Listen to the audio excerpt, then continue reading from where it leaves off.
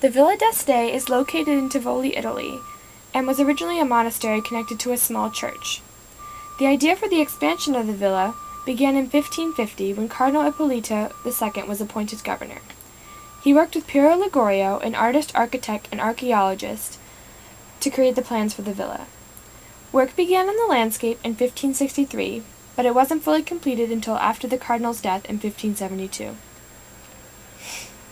The garden was designed in a checkerboard pattern with one major alleyway along the central axis, and side pathways leading to different sections, courtyards, and labyrinths. Ligorio was known for favoring symmetry in art, and the grid layout of the gardens clearly shows this orderly style.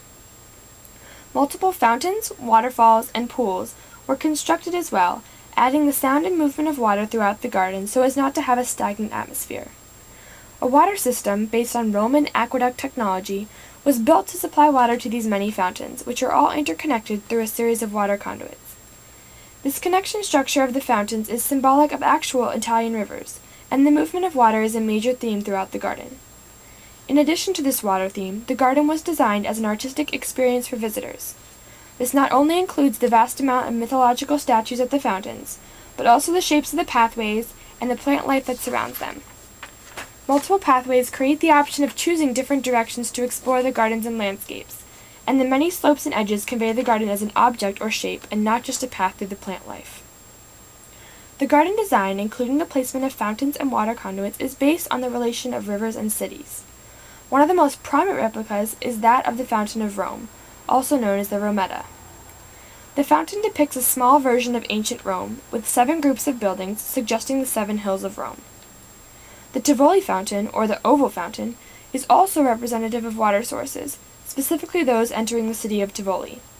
There are 3 local rivers that flow into the Tiber, just as there are 3 canals that flow into the Tivoli fountain.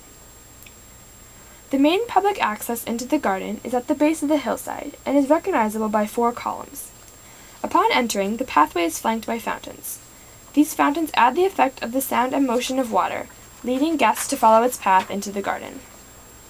The main alleyway has many branches off of it, offering visitors many options in their exploration patterns. But aside from this main garden, a private garden also exists on the top of the hillside next to the governor's residence, but it is not accessible to the public.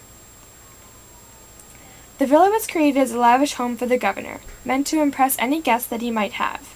He wanted to create a palace on the hillside so you could look out and see Rome, but he got much more than that, with Ligorio's detailed plans for creating an artistic experience. The Villa d'Este truly is a remarkable collection of styles and ideas that have been influential on the structure of gardens everywhere.